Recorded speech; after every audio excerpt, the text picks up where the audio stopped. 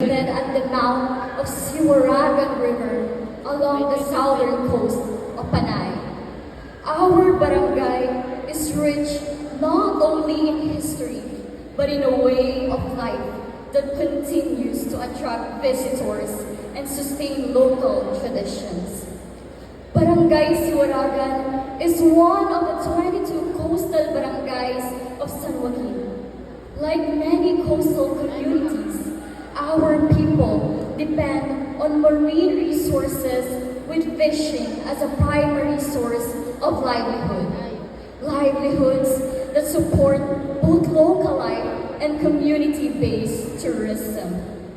However, communities near rivers and coastlines are among the most vulnerable, prone to water contamination during heavy rains and flooding, and affected by poor sanitation.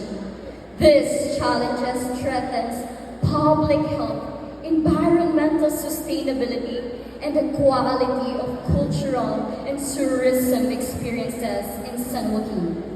As a nursing student and a Dayang Kangbayluhay candidate, I advocate for building sustainable coastal communities in San Joaquin to ensure that our heritage sites, coastal destinations, and cultural spaces remain safe, clean, and welcoming.